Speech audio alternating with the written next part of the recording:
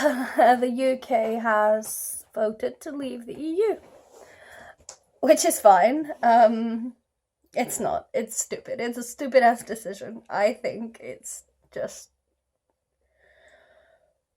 based on bigoted values and just it frustrates me that something so important could be left in the hands of a people so misinformed. And also, as an EU citizen living in the UK, there's just I couldn't vote. I couldn't do anything, and this is going to affect my life. Like, had this happened a year ago, it might have broken me halfway through my degree. It might have. There's so many things about my life that are based around staying here. I have been for years trying to get British citizenship because I've lived here most of my life, and I moved here when I was a kid.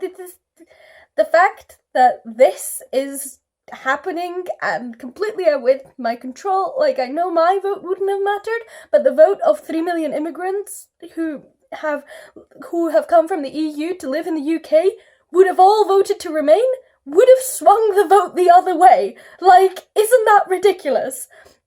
That such a core part of the affected people weren't allowed to vote, and this is the state of affairs right now.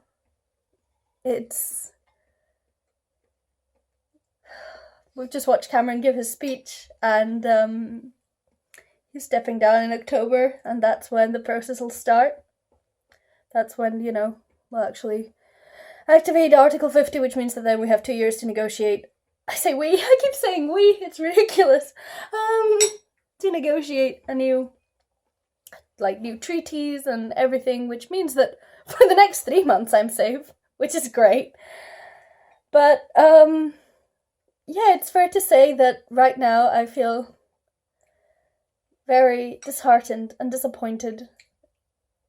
Even though absolutely all of my friends and acquaintances, I do not know of a single person, aside from the, header of the Leave campaign, that hasn't voted to remain. Like, everybody who I know, and in fact in Scotland, I live in Scotland, it is by far, it has won by far, 72% voted to remain, so whether this is going to trigger another independence referendum in Scotland, yeah, it could. It would swing a lot of people, including myself. I was a no voter in the first one because I believed that Britain, as part of the EU, was the best choice. But Britain outside the EU versus Scotland in the EU, Scotland in the EU, thank you very much. So I hope that choice is put to us again. And I'm just a little bit overwhelmed by these news. I hope I actually share a lot of, David Cameron, what he said at the end of his speech, he said, no matter what, if, this country's strong and this country's proud and we have a strong economy and strong morals and despite everything, it's true. I still love this country. I still want to be part of it. There's just so much uncertainty right now, and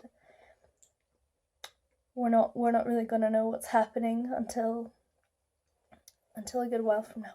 But anyway, I just wanted to make this video to record this because I feel like it's a pretty momentous event that's just happened, and I don't want to forget it. Bye.